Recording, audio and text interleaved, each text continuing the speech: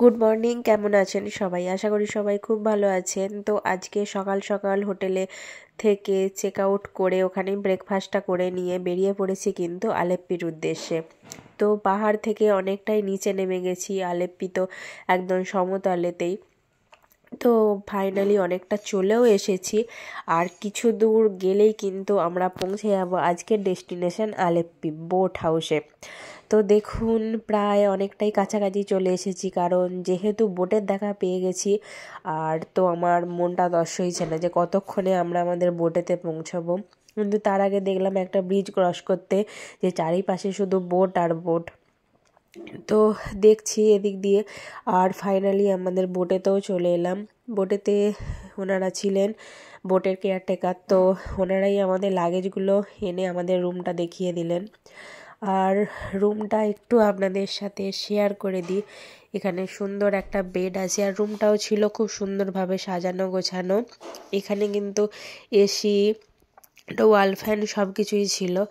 আর ওয়াশরুমটাও এর সাথেই একদম রুমের সাথে অ্যাটাচ। ওয়াশরুমটাও কিন্তু জাস্ট দারুণ ছিল, মানে একদম পরিষ্কার পরিচ্ছন্ন। আর এইদিকে দেখুন একটা জানলাটা খুলতেই দেখলাম সুন্দর একটা পাশে বোট দাঁড়িয়েছিল, যেটা কিন্তু দেখতে খুব সুন্দর ছিল। আর চলে এসেছে আমাদের ওয়েলকাম ড্রিঙ্কস, আর ছেলে বলছে কেন ওই টেবিলে রাখা হয়নি ড্রিঙ্কসটা। তো ড্রিঙ্কসটা হাতে নিয়ে এদিকে জানলার বাইরে চোখটা রাখতেই দেখি একটা সুন্দর বোট আমাদের এই গ্যাপটায় ঢুকছে। তো এখানে পার্ক করার জন্য বোটটাকে নিয়ে আসা হচ্ছে, কিন্তু নিয়ে আসার সময় দেখলাম ওই পাশের বোটটার সাথে একদম ঠেকে গিয়েছিল। তো ওই যে লোকটাকে দেখছেন, উনি একটু ধরে ঠিলে দিতেই আবার দেখি বোটটা সোজাভাবে ঢুকে গেল। তো আবার চলে এলাম ড্রিঙ্কসটা কমপ্লিট করে আমাদের ওপরে, কারণ ওপর থেকে একটু সৌন্দর্যটাকে আগে দেখে নিই, তারপর তো যা করার হবে। কিন্তু ওপরটা এসে মনটা তো আরোই ভালো হয়ে গেল।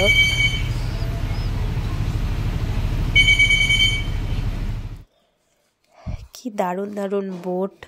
আর এদিকে আমার ছেলের একটু বোরিং হচ্ছিল, সেই জন্য এখানে লুডো ছিল, ও একাই নিয়ে লুডো খেলতে বসে গেছে। আবার সামনে আসতেই একটা কত সুন্দর বোট যাচ্ছে, চারিপাশে শুধু যেদিকেই তাকাই বোট আর বোট, আর এত সুন্দর সুন্দর বোট যে মনের আনন্দ প্রকাশ করা যাচ্ছিল না। আর বোটটায় দেখলেন বাচ্চাগুলো হাই করছিল। তো বোটের সামনে ক্যাপ্টেন যেখান থেকে বোটটাকে চালাচ্ছিলেন সেখানে আসতেই কিন্তু বেশিক্ষণ বসতে পারলাম না, আমাদের লাঞ্চ টাইম হয়ে গিয়েছিল। তো লাঞ্চের জন্য ওখান থেকে ডেকে পাঠালো। আজকের লাঞ্চটা দেখুন, পাঁপড় ভাজা, একটা সবজি, চিকেন কারি, স্যালাড, আর এখানে একটা ফিশ ছিল। আর একটা সবজি ছিল যেটা আমি নিইনি, হাজব্যান্ড নিয়েছিল। দেখুন এখানে কিন্তু বোটে রান্নাবান্নাগুলো হালকা মশলা দিয়ে কিন্তু মানে টেস্টি ছিল, ভালোই লাগছিল খেতে। তো খাওয়া দাওয়া সেরে একটু বসেছিলাম ছেলেকে নিয়ে, সামনে দিয়ে একটা বোট ক্রস করছিল।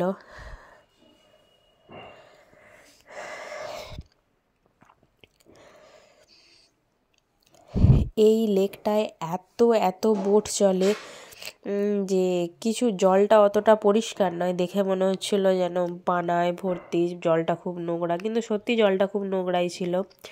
আর ছেলে যেহেতু শরীরটা ভালো না থাকার জন্য দুপুরে সেরকম খেতে পারেনি, তাই বিকালে একটা ম্যাগি করে ওকে খাওয়ানো হচ্ছে, আর এই যে বসে বসে দেখা হচ্ছে।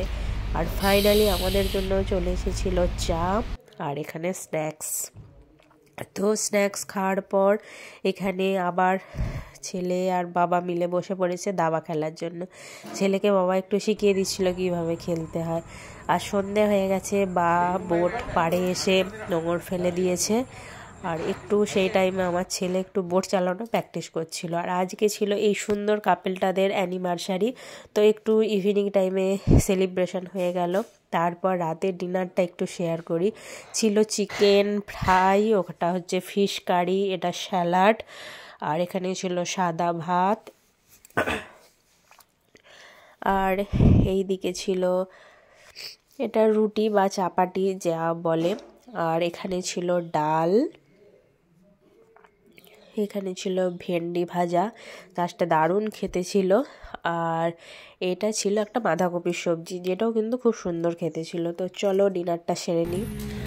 তো বোট হাউসে কিন্তু সারা রাত কাটিয়ে সকালবেলায় চলে এসেছি একটা ফ্রেশ এয়ার নিতে উপরে উঠে। আর দেখছি এখানে সবাই প্র্যাকটিস করছে বোটিং, এই যে লাল পতাকা দেওয়া আছে ওই অবধি। আর এই দিক দিয়ে আবার কিন্তু সকালবেলা বোট চালু হয়ে গেছে, কারণ 9টা পর্যন্ত ঘোরাবে, তারপর বোট থেকে চেক আউট হয়ে যাবে সবার। আর এদিকে চলে এসেছে আমাদের ব্রেকফাস্ট, পুরি, ব্রেড, এদিকে একটা মটরের সবজি, আর এইদিকে ছিল